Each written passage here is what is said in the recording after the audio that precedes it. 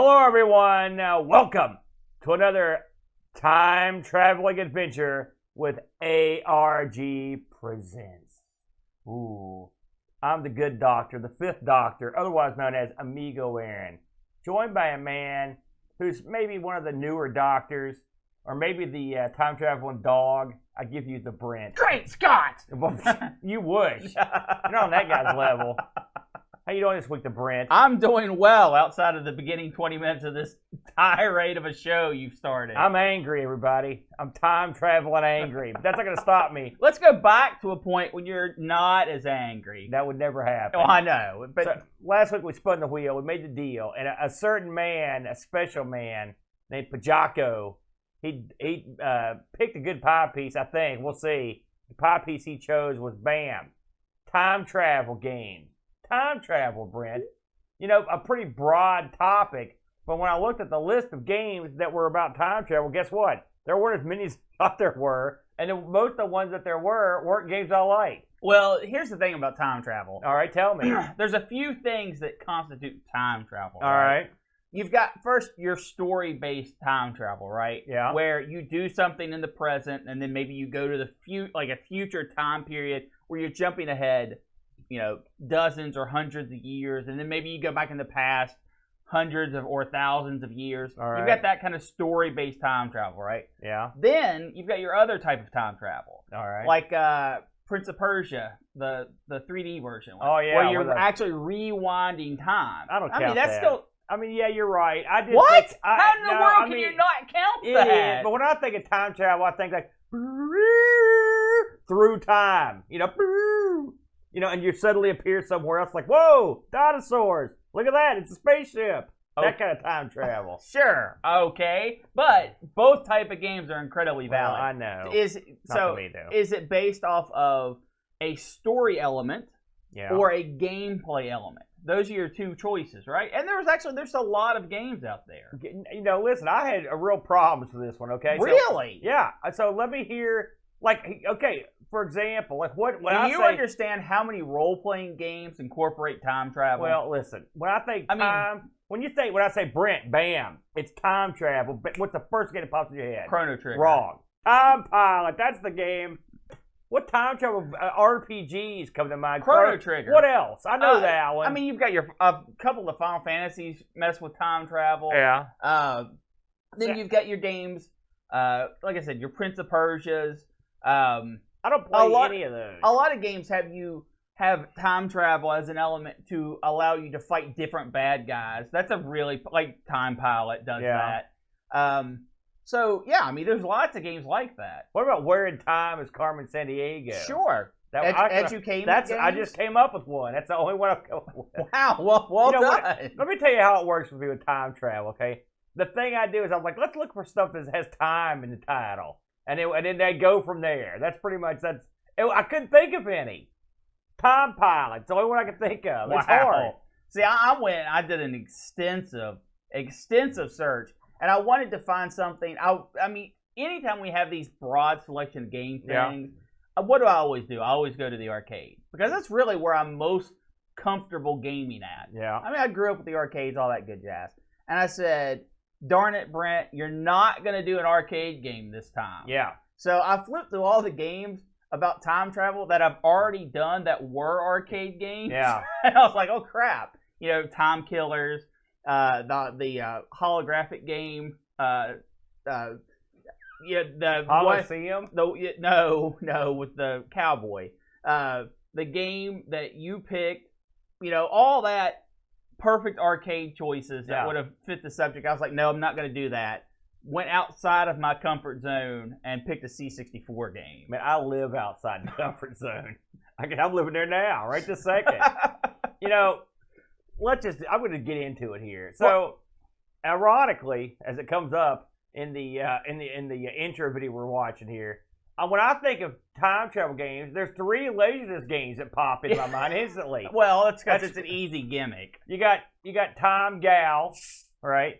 You've got the Coliseum one that you were talking about with the cowboy. Yeah, why can we not think of Time Traveler? Is that what it was called? Yes, it was. And then you've got the game I ended up picking this week because I figured, hey, No one ever talks about this game, ever. So I'm going to be the first. The game you picked, you think no one talks ever? about it. No one ever mentions it. No one's ever played it in real life. No one's ever seen it. There's only one guy, and it's me, Amigo Aaron. All right. I kind of thought that was more my I'm going to bestow this upon you. All right. When we delve deeply into the realms of BAM, Dragons Lair 2, and that Time Warp. Dragons Lair, that obscure property no one's ever heard of. Everyone knows about Dragons Lair 1, right? But that one's for geeks. No one knows about Dragons Lair 2. Can I pause you for just a moment? Yeah. I have a real beef when people do this. And I'm not calling you out on it. It sounds like you're getting ready to call me out on something. Maybe a little bit. And this is completely off topic. Yeah. I hate when people say, like, oh, yeah, it's on the PS1. Yeah. Or, no, I'm talking about Dragons Lair 1. I hate when people do that. It's not Dragons Lair 1. It's Dragons Lair. Right. And the other one is Dragons Lair 2. Did I do don't that just put now? a 1 on things that don't have a 1. You mean that? You're throwing a oh hissy fit my over gosh. that? It right in my review, it this drives is where me you crazy. Go, we're going to drives ignore me that. Crazy. Goofy. There's nothing that irritates me more than a ridiculous, idiotic outburst, especially when anger is involved. Look at that. Picard just did it. Yeah. Anyways, Dragons Lair 2, Time Warp. Time Warp, Brent. No one plays the sequel, but I've not only do I know of this game? Yes. And did I play the game? I've played it in the arcade. How many people can say that? Because they didn't make too many probably bad tens boys. of thousands. Not real. No, way less. Or maybe. So Dragons Lair 2 Time Warp, published by Leland Corporation. Now, if you're asking yourself, wait a minute, Aaron, they didn't do the original Dragons Lair or Dragons Lair 1, if you will. They did. So that was done by Cinematronics. Well, funny story on the way to Dragons Lair 2 Time Warp. So Cinematronics was around for a long time. Yeah. It started in 75. Woo. Can you believe that? Way back. Well, so anyway, newsflash, they made Space Wars and Dragons Lair kind of a big deal. Yeah. All right. Well, Dragons Lair made them $400 gazillion. Yes, it did. So they were sitting this huge wad of cash.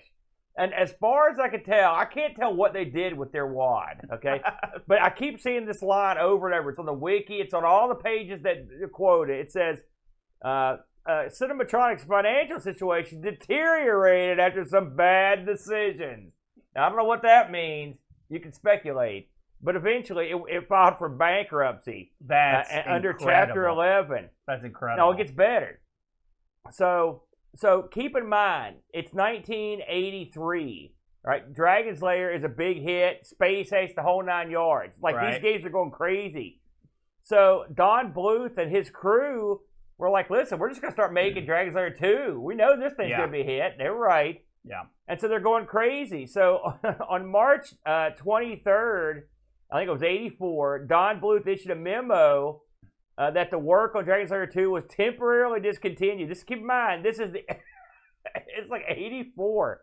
The memo also notified employees that until a new project was found, the workers' service was also discontinued. And you know what that means. They're fired. Yeah. Because Don Bluth didn't have anything going on. He said they had mentioned that hopefully it would be not days, or not weeks, but days. It wasn't weeks, but days. July 84, Cinematronic went out to try to liquidate all of its Dragon's Lair stuff. The cabinets, the laserdiscs, the whole 9 yards, plus all their Space Ace stuff, everything. And Don Bluth was like, well, we got nothing. Like, we're gone. But the funny thing is, Wait, this is funny? Well, it's not that funny. It's not ha-ha funny. The funny thing is, they had finished up the majority, almost all of the animation for the sequel. So this sucker sat on the shelf. So what happens? Well, I mentioned that the Cinematronic went bankrupt. Well, they filed for Chapter 11. They were going to reorganize. It didn't happen. So Trade West rolled into town. You've heard of Trade West. Yep, absolutely. And in 87, it was an unfriendly takeover. And they took over the whole outfit and renamed it the Leland Corporation. Now, we know about the Leland Corporation because they've done stuff like Iron Man Stewart. They did Star Castle. They did a bunch of other stuff. So they did some other stuff. And so Leland, basically, they became, Leland basically picked up where Cinematronics left because they took them over. Sure, they absorbed them. All right. Now, I guess not even less funny is that in 93, or in '94, they were acquired by Williams. So, and you know where that went? that's the way video games do. Right, but Williams fell off a cliff too. So there you go. So yeah, that's the sordid tale of this game. Now, before we get into the game proper, let's just talk about what this game did. You know, Dragon's Lair is one of the all-time most ported games ever. Yeah. You know, that's been ported to everything. I got a list of what the Time War's ported to, because Time War's a far less known game. I mean, it's I mean, even amongst Laserdisc fans, like I'd say this is well down. It's not at the super low end, but in terms of this is the lowest mainstream one probably there was. In terms of people, listen, no one played this in the arcade. Hardly anybody. But here's the thing: if you know Dragon's Lair, which tons of people know Dragon's Lair, you're already hinted in at Dragon's Lair. Well, a lot of people just don't know this game exists. Yeah, I understand. So this was ported over hilariously. It was supposed to be ported to everything, like the Saturn and all these, but it didn't happen. It got a CDI port, which always amuses me. CDI, hey, they did have all the Laserdisc games. Of course, this came out on DVD and Blu-ray. And then eventually, this made its way to PS3. That Wii version that's part of that compilation, it's pretty good. It's fine. It looks good. The Amiga, would you say that's where we first played it? I'm sure. That's definitely where I first played it. The Atari ST, DOS, Macintosh, and in 2019 they released a Switch version, which I was. Keep milking that cow, listen, baby. Got to get that wad. So let's talk about what this game is, all right? Because this is the old-fashioned, old-time Laserdisc game, except they just waited almost a decade to bring this one back. So keep in mind, in '83, like Dragon's Lair, you're like, holy crap! Yeah. Like I remember when it came out, it blew my mind, right? But a lot of people did not understand what it was. Right. First 50-cent game. You guys have heard most of this, but this was a game that ran off of a new technology called Laserdisc. It was new at the time. Yeah. And you would use your joystick and button to guide Dirk the Daring through a quest to rescue Princess Daphne from the clutches of the evil Singe, the dragon. This was a memorization style game. There's no real actual gameplay. It's just you push the button interactive move at certain times to get Dirk to do what you need to do to get past that scene. Normally, when you did it, stuff would light up, and that would sort of tell you what to do. Yeah. The game consisted of one 4-way joystick, although it was an 8-way joystick sometimes, but it only went 4 ways. Also, a sword button, and an interesting it was like an LCD style or digital scoreboard. Digital, wasn't LCD. Very, very strange. The thing to have on an arcade machine. And of course, Dragon's Lair, a huge success. So that's Dragon's Lair 2. When they started making it, Bluth was like, "Listen, we don't want to just make another one of these. We've got to make some changes to make this more interesting and try to listen to some of the critics." Now, again, I want to make sure that we realize this. While this game didn't come out until '91, this game was mostly done directly after Dragon's Lair. Yes. So if you're thinking to yourself, "Hey, they had plenty of time to make things more awesome," they didn't have plenty of time to do that because they had plenty of time, but the work was already done. Yeah, I should mention him since we've mentioned him. Don Bluth was your head animator for the Bluth Group. Gary Goldman was in there doing animation. The programmer was Rick Dyer. Most of the same crew from the original Dragon's Lair, and you had John Pomeroy as your animator. There are 3 or 4 main characters in the game. Dirk was voiced by a guy named Dan Molina, who was just like the first game. All these people were for the first game that were, and Daphne came back, and she was Vera Landfer. And when you say come back, again, we have to stress, they didn't really go anywhere. Right. Because the first game's finished, and then they're like, all right, we're doing this other one. Now, the new characters that were featured in this kind of amused me. Daphne's mother and the evil wizard Mordrock were both voiced by Hal Smith. So a man did, which you just see Daphne's mother, you can understand why they got to do. Also, she's got more lines in the thing than probably anyone else, maybe minus the time machine. Everyone else ever, probably, except for maybe the time machine. So we know what this game is. It's a Laserdisc game. We know the style of the game. Interactive movie. Let's get into what the adventure is this time around. And like I said, Don Bluth wanted to try to make something that had different avenues of gameplay. Now, a Laserdisc will only offer you so many things you can do. Correct. But they thought of some kind of interesting things to do here that made it interesting. I should also mention that the Laserdisc being put in this thing was far better than the one. Well, yeah, technology had moved a little bit. This was, not only was it more quality, more durable, but it was actually had a faster seat time. Yeah. It was just all around better. But again, you're talking about a 7-year gap there, 8 years in between the two games. So in the new version of this game, Dirk, it starts out with Dirk sitting at a dinner table with his family. Apparently him and Daphne have been hard at it, and they've got like a ton of little Dirks running around. About 12 kids. Yeah. And I never quite understood the beginning of this because it opens with them at this table. It just looks like sitting down to eat dinner. And Daphne's mother-in-law comes rolling in. Her mother comes rolling in with a rolling pin, and she's like, "Daphne's been kidnapped again." Yeah. And she's mad. So like, I don't know if she's just breaking the news to Dirk. Well, yeah, because surely Dirk would just be having dinner. I would assume that I think they actually live with their mother-in-law. Yeah. I think she's a part of the household. She's a real jerk, though. She's not. I don't think so. Dude, she kills Dirk repeatedly. Well, that happens. I mean, and she's vicious. The whole first part of this game is the mother-in-law trying to violently kill Dirk. Sure, yeah. So don't act like she's fun to live. Would you want to live with her? Good Lord, she's a huge woman, she looks like an opera singer. She's got the helmet on. She's got a rolling pin, and she's trying to kill Dirk. The whole time she's bad-mouthing him. She wants her daughter to marry the crown. She doesn't want to marry Dirk, the loser. Too late, baby. They've already got a bunch of kids, and that ship sailed. Also, the other thing that you need to mention is all the enemies that Dirk is running from in this opening segment. The mother-in-law doesn't care. Yeah, she just bashes them. It's just like, shut up, get over it. Really, she should have went after Daphne. Yeah. They would have had a much better shot at it if she had won. So just keep hitting sword button. Right. So once you get into the castle proper, you're basically at the end of the first game where it's the dragon's actual lairs where you run in at without Singe. And there's a looks like a Scottish worm dragon thing. Oh, boa constrictor. Is that what that is? Yeah. You can't tell exactly what he is. We know he extends into the gold. No, it's definitely a snake. He looks Scottish though. He's wearing a toque with a big ball on the top. You can be Scottish and a snake. So the whole time you're in here, and keep in mind this is the most frenetic game of all time. And we'll talk more about that in a minute. So you're in the castle, you're going through this, and you hear people talking to you. And the person talking to you is actually a voice coming from a time machine that sits there. Now, you don't know it's a time machine at first. Right. But it's like, listen, we can, my brother Mordor kidnapped Daphne. We can go get her back. Yeah. And the whole time you're going through this scene, this other stuff's trying to kill you nonstop.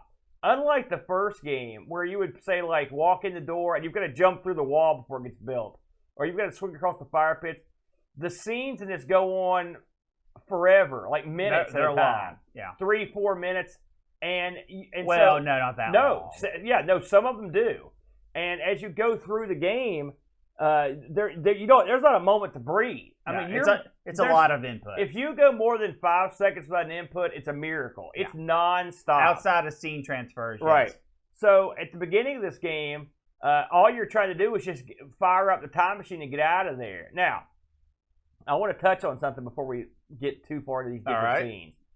One of the things they added in this game was these hidden weapons. Yes. Okay. And you see one on the very first stage. You see two.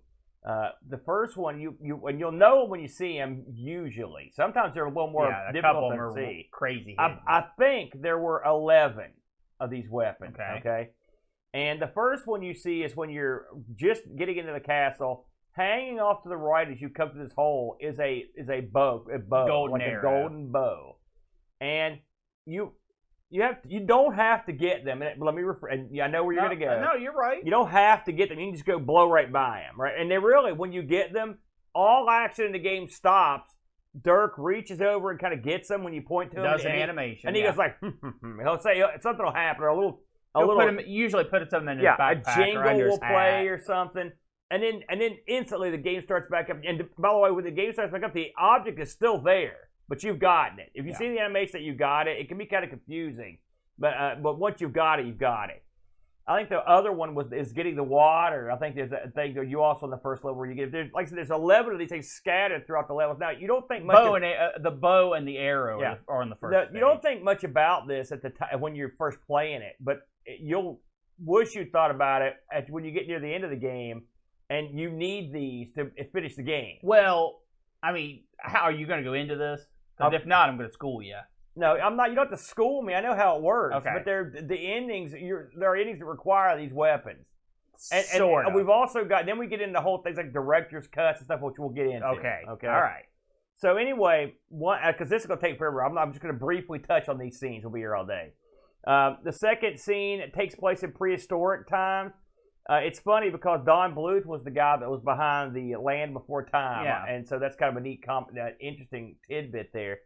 The third stage, Dirk goes through a mirror and into Alice in Wonderland. Yeah. And the whole thing here is fighting human playing cards. Well, it's Alice in Tweedledee Wonderland. and Tweedledum and the whole 9 yards. And then stage 4, you go to the Garden of Eden. This is an interesting level because you're confronted with a huge, incredibly hefty Eve. Yeah. And that's a very bizarre. I also say the voice work on this level is particularly irritating. This one guy says, "Go away," and you hear it about 50 times. And it's real go old. away.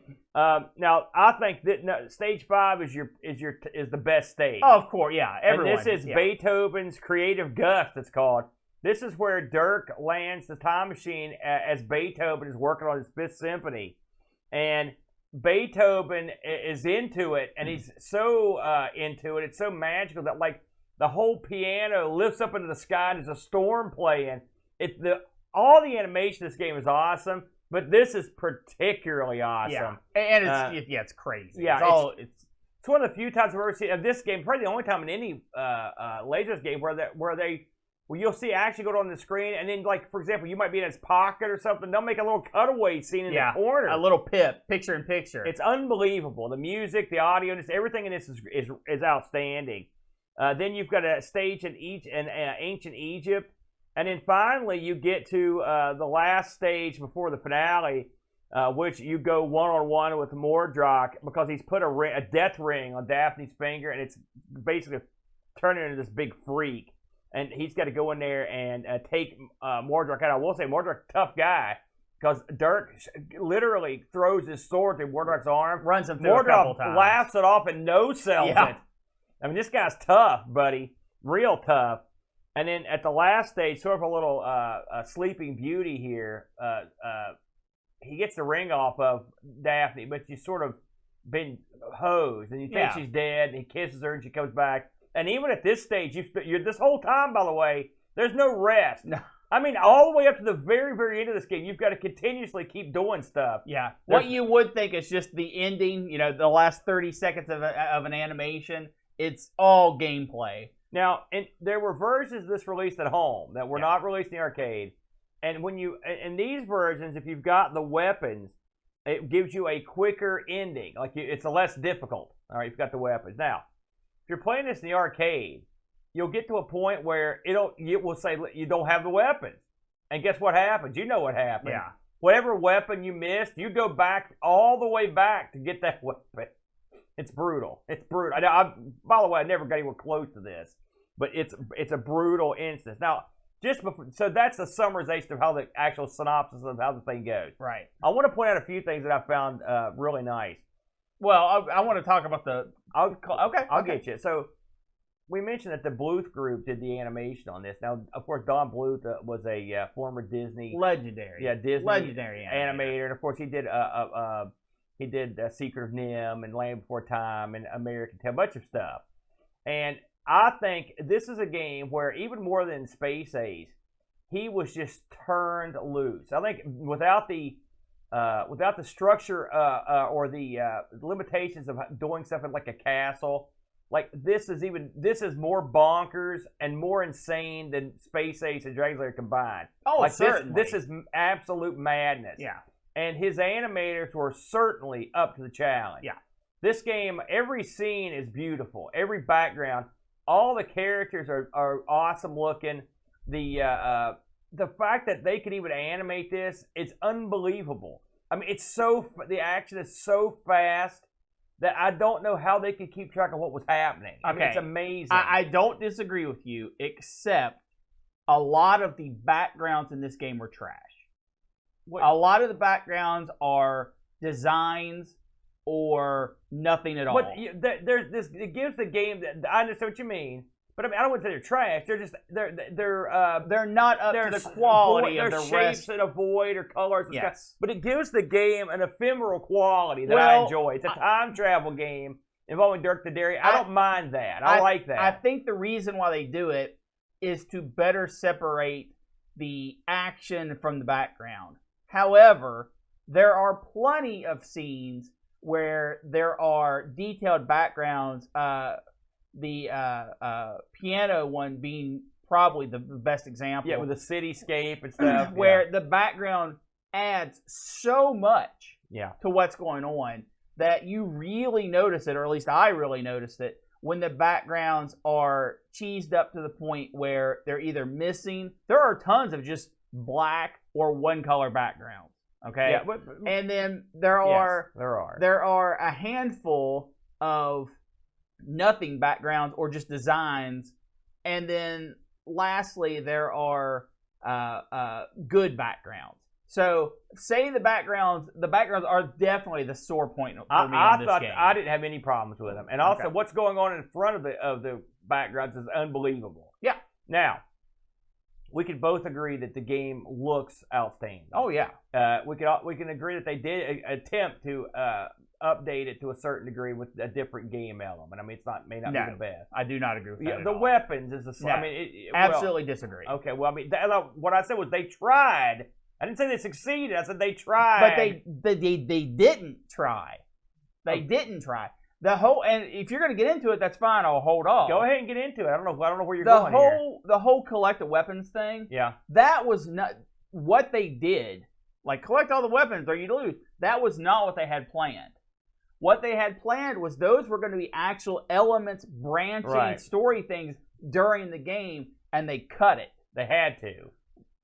They cut it. You're right, and you're right. That was now, and again, you've got to. At this point, some of this stuff is sketchy. I have read that, but I didn't read it from Don Bluth or anyone that worked on the game. Well, who's going to say, "Oh yeah, we were going to make something awesome, but then we cheaped out"? No, that's not. Do you think that's what they did? Let me put it this way: this game cost $7 million. I think. Okay? I think they went over budget. Yeah, and I think with the releasing so much later into the life cycle of arcade games for one, Laserdisc for two, they were like, listen, we have got to cut our losses. We know we're going to take a bath on this thing in the short term, in the arcade release.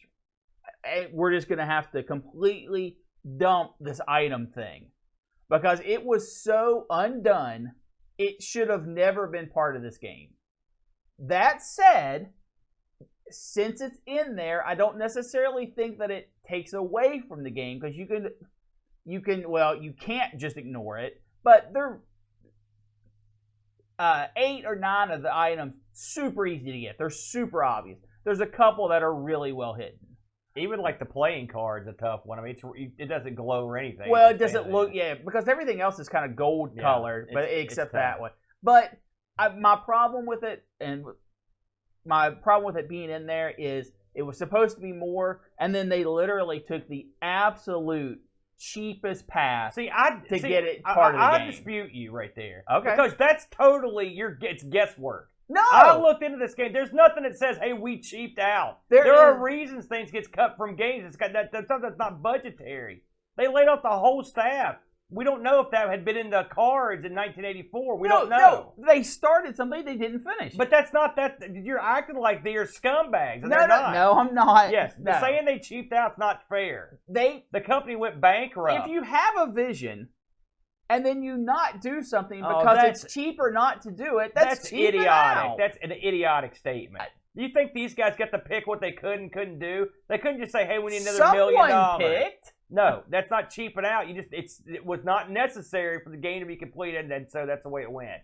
I don't think it's fair to go in there and say these guys cheaped out. That's not fair. Maybe it just got cut because This game had a difficult development. Who do you think I'm saying cheaped out? I don't know. Whoever it's was also ponying up the speculative. cash. I never read for certain that that's what they were going to do. I read, which is why I didn't mention it. I never read for. I had read rumors of that, but I don't know for sure that was going to be an element in the game. It makes perfect sense. That's speculative. Because also, it mentions, if you watch the demo or the opening for this, it mentions collecting the items and things you can do with the items, and then it never presents it. I'm just telling you, you're going into the realm of speculation, which is fine, but don't deliver that as fact because I'm not going to attach to it. We don't know for certain what they had planned with the weapons. I have heard that. More than what they did. Well, I mean, I will say anyway it went, what they added was not the best. All right, let's move on. With the limited scale, what you can do in a Laserdisc game, they at least tried something. Because they could have even put that in as digital assets for when you collected them, they not be part of the drawing. They didn't even go that far. But go ahead. I mentioned that this game, in today's money, you're talking you're talking way up in the millions of dollars, $600 million. When this thing came out and when they worked on 84, it ran up a $2.3 million tab in 84 money. So it was an expensive game. Absolutely, it was a lot of hand animation. Well, on the flip side, it was coming off one of the most successful video games of all time. So there you go. Now you might be asking yourself, okay, they released this so late in the game in '91. How did the thing do? Well, it did okay. I mean, I guess. According to Replay Arcade Magazine charts, it was the top-grossing new video game in October of '91. So for at least a month, it was killing it. You know, again, as we've talked about many times, those tracking video games and how much they earn. I didn't get release numbers on the amount of cabinets they released. Yeah, that would have been big. I was lucky when I lived in Kentucky. They had this game at the Kentucky Arcade briefly when I lived there. And the funny thing is, I got to play it. I was horrible. And then I didn't play it much because it was so hard. I played it a few times. And then the game broke, and it sat behind the counter at the Kentucky Arcade for years. Yeah. And I kept approaching the owner to buy it because I was like, I know this is going to be worth a lot of money. It was in good shape. He never would sell it. And finally, I talked to him, and he apparently had sold it, just not to me, like a jerk. But there you go. Hey, that arcade went out of business, so that's what you get. Aaron hates everything. That's right. Well, I'm just saying, cut me a break, pal. So, Brent, we've talked about this game more than we should have. What are your final thoughts on the gameplay? How does this compare to the first one? What's your thoughts? I mean, we know how it played. It's considerably harder. Yeah. Considerably harder. Yeah. Everything is grander in scope, scale, and quality. There is no added elements. This is not a video game. It's an interactive movie, and I know we've had that fight a million times. It's a video game. But there's nothing wrong with it being an interactive movie. Interactive movie still is fun. It's still tremendous to watch and experience. But this is one of those things like, if I was gonna pick one or the other, I'd pick Dragons Lair because I'm way more familiar with it. Yeah. B, I can put in 50 cents or credit it up on my keyboard and actually make it somewhere, as opposed to this game where I always feel like I'm trying to figure out what I'm doing. Yeah. And C, while the time traveling aspect is fun and kind of interesting, I personally would rather just have the castle setting and go with it like that. This game has many flaws. Okay, first of all, I agree with you. I prefer Dragon's Lair game wise. I mean, of course, it's beautiful. They're both equally beautiful. Oh yeah, right? The animation's a killer. So I'm not gonna stop. But so here are my problems. One, in Dragon's Lair, often, in fact, I think every time when you die, you start the scene over, which is brutal. It's brutal.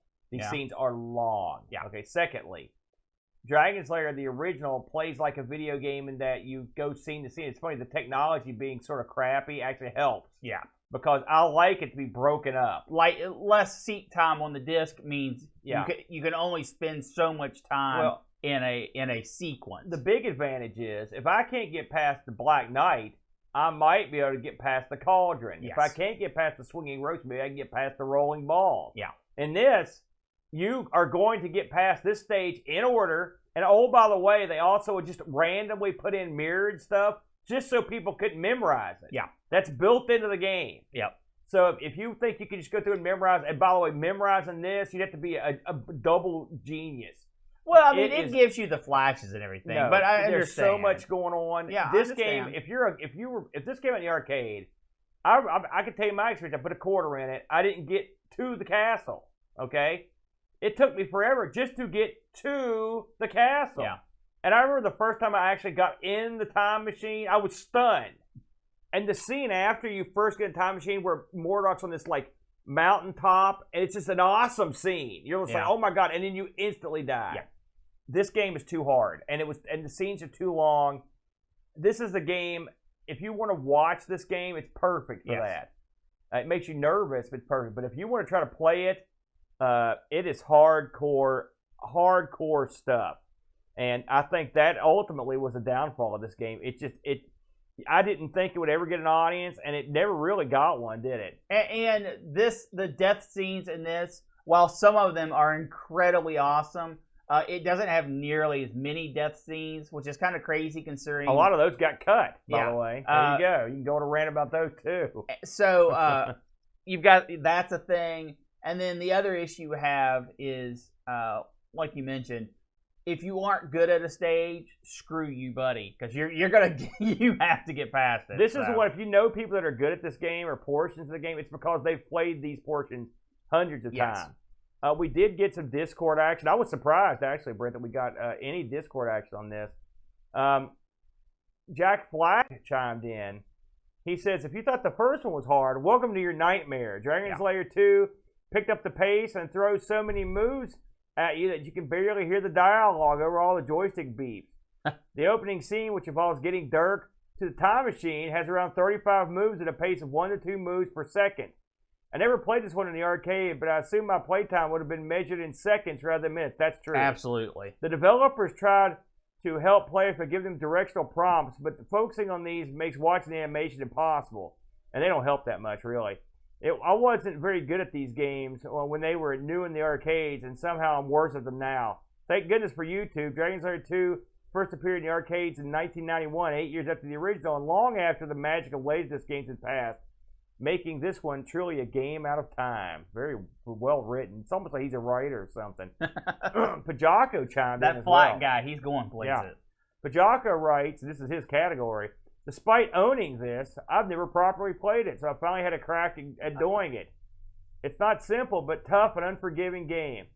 However, controlling an actual animation and cartoon is awesome, and you can quickly get into a rhythm to get through it. No, I couldn't.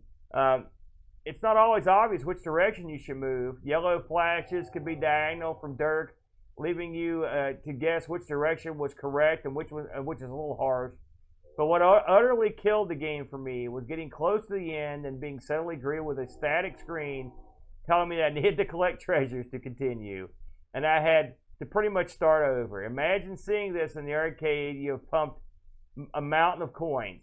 I'll probably have cried. I ended up watching a playthrough. I saw some of the treasures, but not all of them. How anyone completed this game in the arcade without going bankrupt is astounding. Sadly, knowing you can't progress until you have all the treasures puts me off playing it again.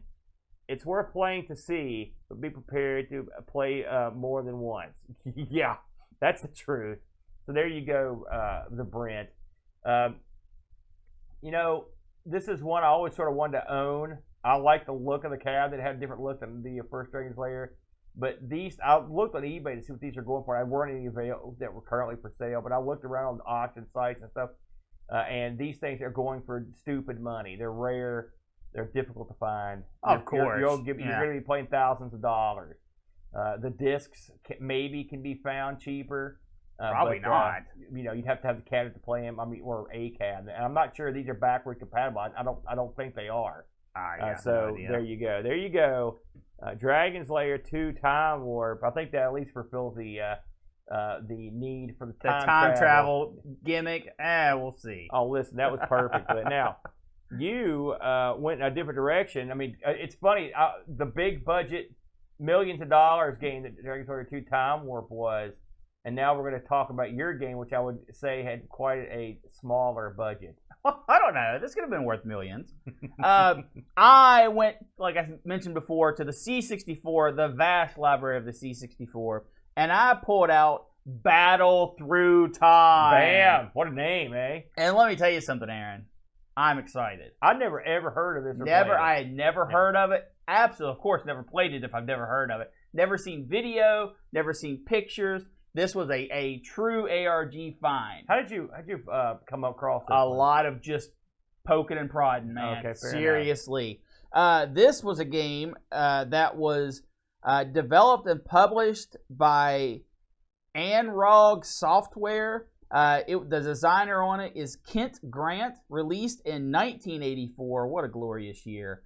And this is, Aaron, would you call this a Moon Patrol ripoff? Yeah. Yes. This is like if Moon Patrol and Time Pilot had a baby. Yes. So if you are familiar with Moon Patrol, the gameplay is nearly identical. You are in a Jeep. You are we don't know it's a Jeep. It's a Jeep. How do you know? It's a Jeep. Look, well, I mean, I think it's some kind of advanced time vehicle. It is, but it's a Jeep. So you are, the gameplay in this is you are forced scrolled to the right, and you will have enemies spawn above you in the form of aerial vehicles, and you will have things spawn on your ground level as you're driving in the form of holes or rocks, and some enemies in later stages. And your task is to travel through time to defeat the ultimate bad guy at the end. And I'll spoil that a little bit later for you, but just so you know, there is a boss battle in this. I will say this game, it's got a lot of surprises in it. It does. It really does.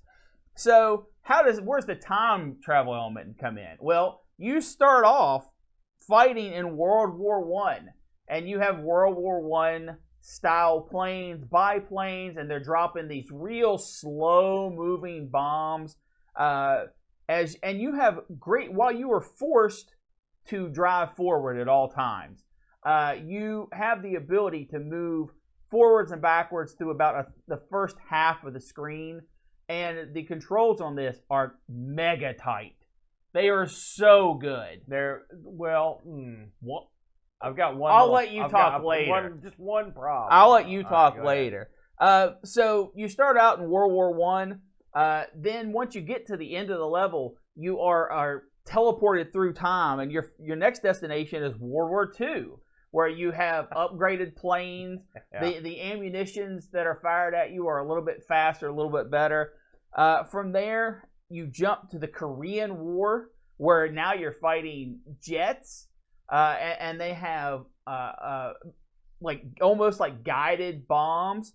Then from there you go to the Vietnam War. After that, then things get a little crazy, because now you jump to World War III, and before it'd be saying like 1942 if you're in World War II and whatnot. When you get to World War III, it's just question mark, question mark, question mark, and you are fighting futuristic things. First of all, apparently they have control of the weather in World War III, because there is a undefeatable cloud menacing overhead that continuously throwing lightning bolts at your guy. I just assumed that Ziggy was driving the car. And you are fighting what appear to be like robotic satellites, and they're trying to drop bombs on you and whatnot. It looks like headphones with a satellite dish strapped on the top. They're definitely the kind of ugliest enemies, I would say. They're weird looking, that's for sure. The future's got some weird weapons.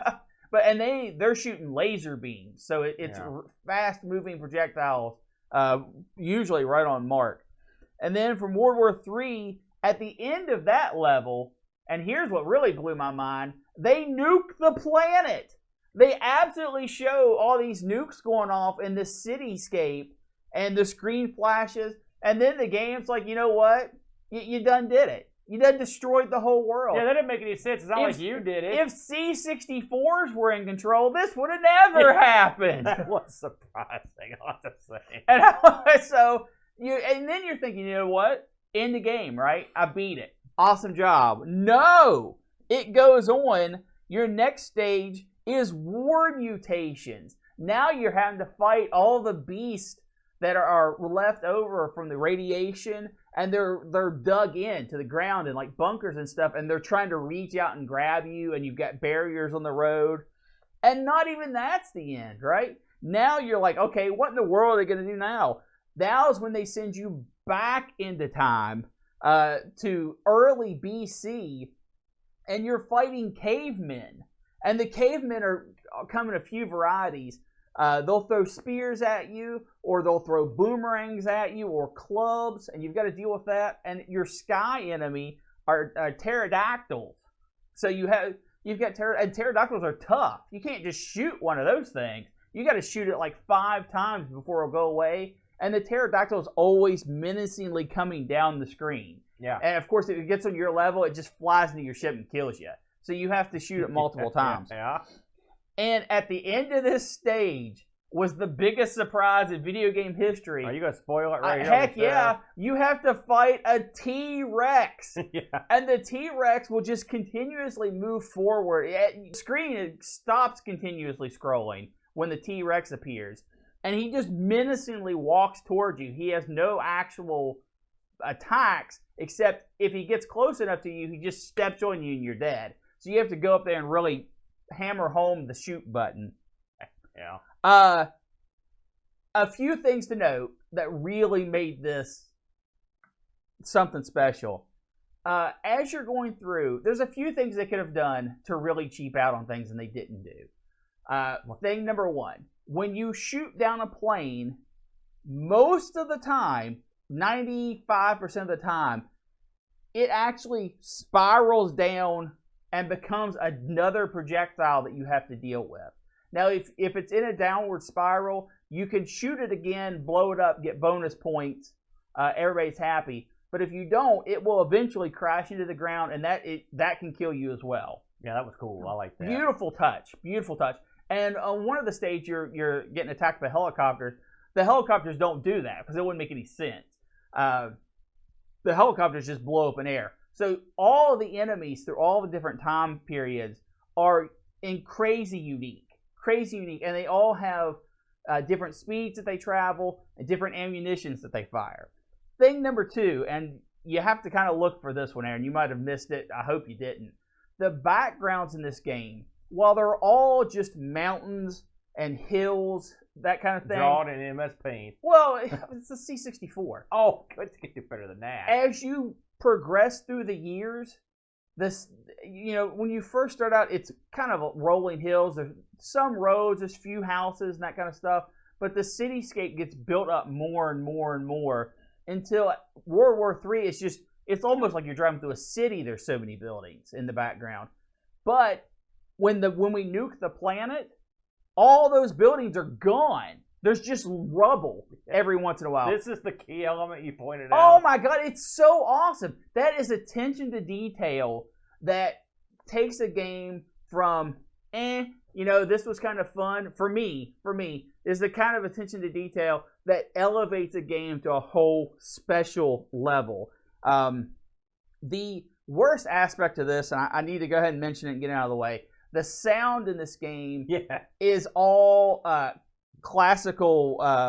Well, you're already off the base. Well, not all of it. Some of it is classical Beethoven type music. Now, listen, the first level of this just plays it's like one of the wars. I can't remember. It's like Green Berets or whatever. Yeah. The second level, which takes place in World War II, they're playing when Johnny comes marching home again. Yeah. Then when they go to Korea, they're playing the theme from MASH. Yes. Yeah. Then the fourth level, they're playing the theme from Apocalypse Now. Yeah.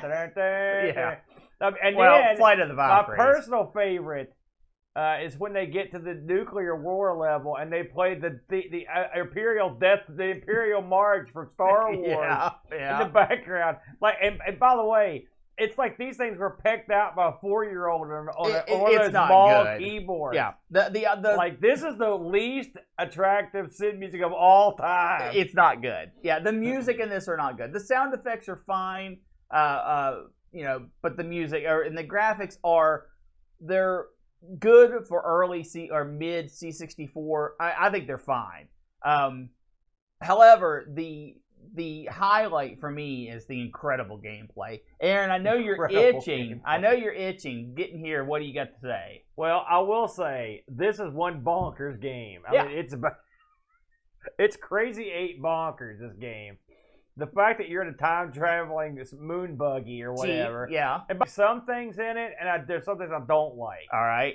Okay, the moon buggy, you're right, the control of this thing, this moon buggy crushes the original. Oh, gosh. Of course, it's operating in gravity, so that helps. It has impeccable brakes and incredible acceleration. When you hit the button, you shoot. When you hit up, you jump. Yeah. Jumping is hard. That's the one thing, the control element I didn't like was jumping. I didn't have any problem with it. I did. I had trouble getting, now, the funny thing is, this doesn't have nearly as many, things to jump, at least on the early levels, as Moon Patrol does. You mostly are shooting and dodging, which that's okay. The jumping element's not there that much. Occasionally, you'll come, I could assume, at first I thought it was a guy laying in front of you, shooting at you, but now I think it's a hurt guy. Because the white thing? That's right. Yeah. I think those are in Time Pilot, you would get the parachuters. Yeah. These are injured guys, I guess, but it looks like they're sort of amorphous on the ground, but I thought they were laying down shooting a gun, and I thought, I'm going to run this sucker over. But actually, you get points when you pick him up. Yeah, you pick him up. I'm assuming you pick him up. The funny thing about the graphics on this, this reminds me of a game that was built to look old, because the graphics in it are pretty remedial. But the funny thing about it is, they smooth in multiple planes, and they're as smooth as silk, and even stuff like clouds will float by. Yep. I mean, it's the darndest thing. You look at these horrible backgrounds, but they're horrible. They're charming in a weird way. I don't know what to say. Parallax scrolling all over the place. This on a C64. This is one kooky game, and the music's bad, but their choice of the music is so funny that I almost forgive them for how horrible it is. But and the funny thing is, the game, when you start the game, it plays a song, and it's pretty good. It's way better than any song that appears in the rest of the game. Absolutely.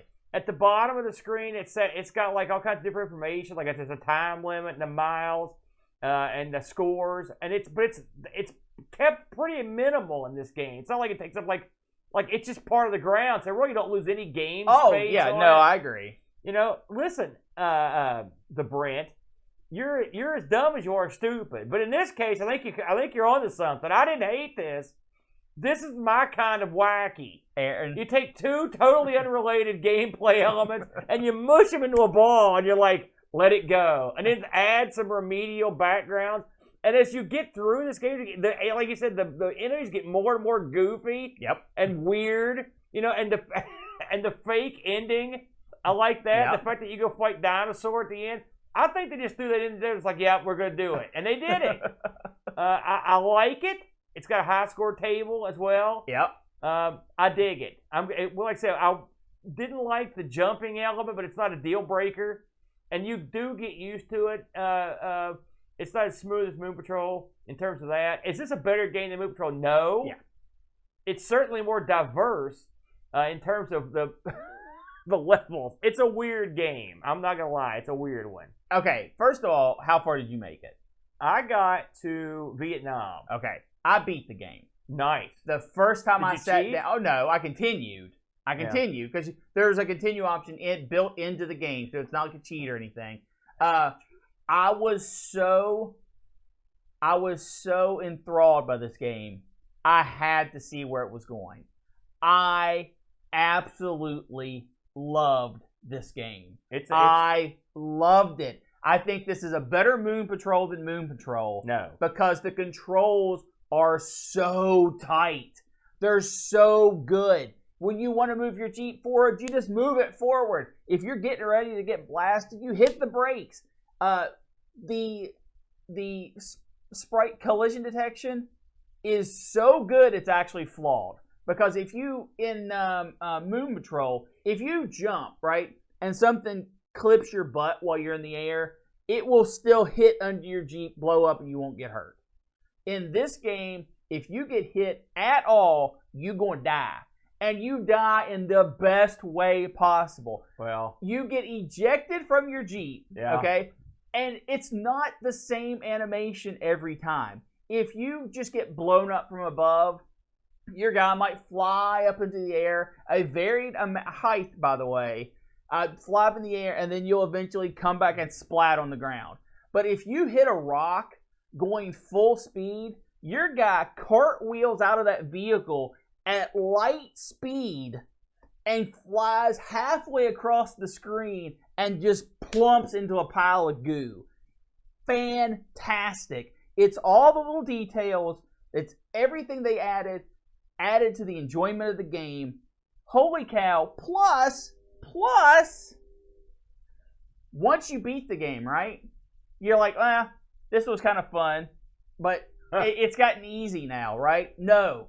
You can start on the second world, the second loop of the game, which adds volcanic or asteroids continuously falling from the sky. Oh, I didn't get to that part. That when they hit the ground will make holes. Oh, sort of like the spaceships in yes. Moon Patrol. So I was wondering why they didn't have that. It adds a whole new difficulty element to the game that just ramps it up beautifully.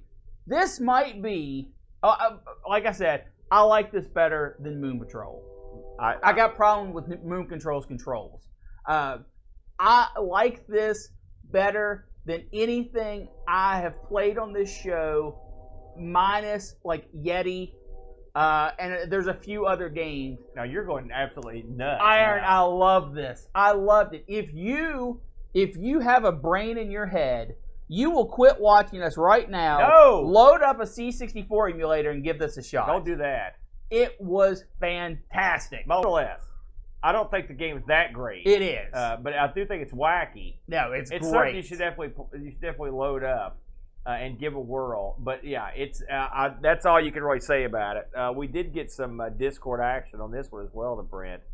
You can believe it. We got a lot of Discord action this week. If you are looking for a new way to play Moon Patrol, this is it, man. Oh my gosh, it was so much fun. So, Jack Flack chimed in. All right. Back me up, Jack. He said, if my mission was to travel back through time and sabotage the Allies by destroying 1,000 Jeeps, then consider the mission a success. By shrinking the graphics, altering the physics, and making the falling bombs nearly impossible to see. Oh, they weren't that bad. Someone took the already challenging game Moon Patrol and made it nearly impossible.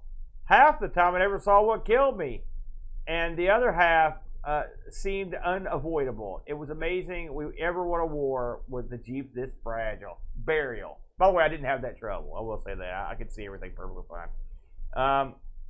Pajako chimes in. Come on, Pajako's going to back me up. At first glance, this game seems quite promising, but sadly, poor bullet collision and janky scrolling. Oh, you're so insane! It was perfect. Let this game down. I played on an emulator with a laptop, and even then, I had trouble seeing some enemy bombs. So playing on a CRT must have been very hard. I can't comment to that. I played on a flat screen.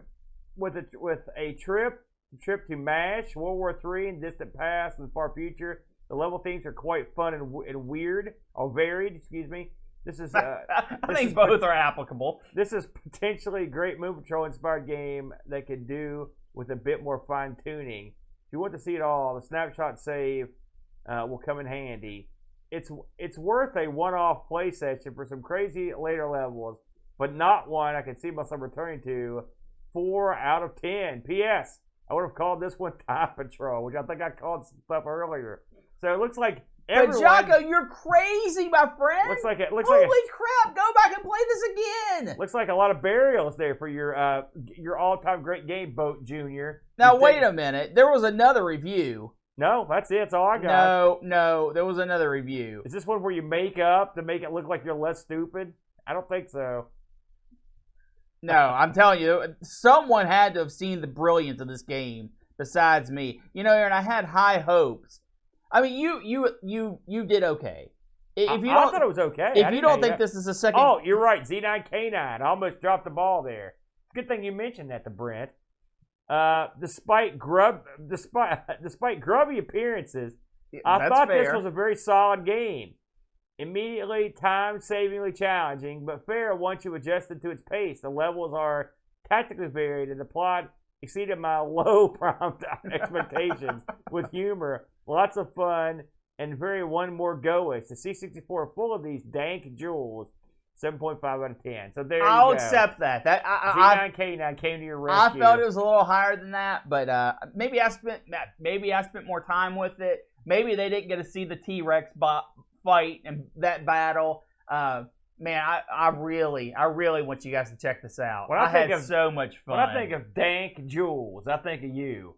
The Brent. That's okay. You know what else I think of? It's some of the things we occasionally spin on the wheel. Let's get it going, man. The wheel, Aaron, for this week. Yeah, I was going to say you're going to play this. Before we dive back into the new selections, since I thought we were doing a time travel theme, I took us back, Aaron. Remember when we had wheel locks? Yeah.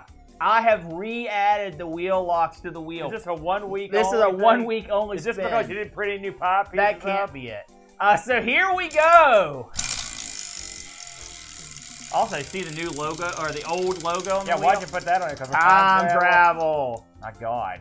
And the winner is not one of the locks. What did you get? We are going to be playing a little bit, Aaron, of burger-based games. Oh, no. It finally came up, did it? Thanks to Terry H. Holy cow, I've been looking forward to this one. Burger-based games. Aaron, would you like me to announce my game right here live here's on the the thing. air? We've already played Burger Time on the show. That's right. I'm not doing Burger Time. Yes, please go ahead and announce your game right now. We will be taking a look, at least for What do you mean my we? game, Yeah. we will be taking a look at the Burger King Classic Sneak King for the Xbox. Oh man, well I'm gonna have to ponder this, but I didn't have a ringer, I didn't have a ringer standing by like you did, so I'm gonna have to dig in and find there's probably only 2 or 3 of these things. Hey, Terry's lost her mind. I love her to death, but she's out of control. Yes, Sneak King. I can't wait to review it. It's not very often you announce the game the second that the show is finished up. Anything we need to talk about here at the end of the show? I want to talk about, we have decided to, and I haven't got a date for you, but I do have a month and a time towards the end of May, where we're going to do another International Computer Club, Brent. I've been bullied into it yet again, and so when you gonna do it? I'm doing it. Just stop. If you are interested in participating in the International Computer Club, please get your project going, or think about a presentation you'd like to give. Now's the time. I'm going to formally announce this on the next Amigos, the exact date and time. I don't know. Crap? I don't know it yet. That's why I'm announcing that. I'm announcing the announcement here. Is that not good enough for you? But we're going to get something cooking on that. We definitely want to talk about Boat Fest, Brent. What do you think about? We've been working on Boat Fest here. What's your thoughts on the old Boat Fest right now? Anything you want to talk about? It is going to be a happening. Yeah, we say that every week. That doesn't really mean much. That's one of my favorite lines. Friday, June 24th, and Saturday, June 25th, 2022. Are there still tickets available? There are still. You got to get them quick. Limited tickets, yeah. Because, in fact, I know there are still some left, but there's not a ton. So if you're interested in coming out of Boat Fest, listen, for those people that are on the, they're pondering it, they've been like thinking, it might be fun. Listen, West Virginia is crap. I'm just playing. Go ahead. West Virginia is a friendly place, and you're going to be rolling in literally right. It's just like any other interstate on earth. You can come from anywhere on the eastern side of the country, or all the way to Oklahoma. We got Oklahoman coming here. He's making the drive. So all you Texans, all you people in the South, all our Southern brothers, all our Northern friends that are interested, get in on it, man. It's an easy trip. You won't be going out in the hollers. It's all interstate the whole way. And if you order and the tickets are out, send me a message and I will see what I can do about getting you in. So this is. You gonna sneak them in the back Well, I'm door? just saying this is last call. You know what I'm saying? These things aren't going to last more than another week or two, I'd say, and that would be very fortunate. So, but we have fire marshal regulations. Yeah, so. It should be a lot of fun. Of course, myself, the Brent, John Boat of Carshar, the namesake of the event, will be there. 2 days. Jack Flack. Yeah, I was getting him. Our good buddy Jack Flack will be there. Frank from RetroRewind.ca will be there. L. Curtis Boyle will be there. All of our Canadian for Jason Warrens will be there coming up. O-Ron will be there. Taste of the Crypt is going to be there. We're going to have a big crowd here coming in for this thing. A lot of people you've seen on the show. A lot of the TeamSpeak regulars are going to be here. Spartan will be here. And his son. So there's going to be a lot of the TeamSpeak regulars that will be down here. Good Matt, Frazzled One will be here. Should be a good time. So if you feel froggy, hop on down and check us out. I think that's all we got in the brain. You got anything to close us off with? Nope. All right, listen, everyone have a nice week, and we will catch you guys on the flip side. And if you have a time machine, please, I beg of you, go back in time and fix all the many mistakes we made. Go back in time and watch the episode 2 episodes ago, because it probably didn't show up in your feed. Well, that's a good point, too, but I would also fix my mistakes. Until then, sayonara. Thanks for joining us today. We really hope you enjoyed the show. A special thank you to Duncan Styles for our vector-style graphics and Bart Pitt for his amazing music. Would you like to help keep ARG spinning? You can do so at patreon.com/ARG Presents. Just like these fine folks. Rolo, Olaf Hope, Terry Howard, John Schaller, The Slow Norris, Frodo NL, Chris Folds, Mitsuyama, Jason Warrens, Rob Flack O'Hara, Andy Craig, Andy Jones, Kevin Bean, Pajaco 6502, Bitter Blitter, Anthony Jarvis, Steve Rasmussen, Bernhardt Lucas, Dave Velociraptor, Graham W. Vetke, Roshi, Mr. B, David Terrence, Super Tech Boy, O-Rom, Sundown, Texas Foosballer, Air Shack, Retro Algae, John Dykeman, Jerry Dennington, Z9K9, Templar Mar, On Collective, and Laurent Garou. They all have access to the Amigos Retro Gaming Discord channel, their name displayed and called out in the credits, and that warm, fuzzy feeling that they help keep ARG spinning. And you can too! Have an idea for a wheel piece? Send it to us at argpresents@mail.com. Did you know? BoatFest 2022 is a go, the retro computing festival put on by the Amigos Retro Gaming Network. You can find out more at boatfest.info. We film live every Sunday, 10 a.m. Eastern Time, and you can watch the replays on YouTube every Wednesday. Hope to see you there.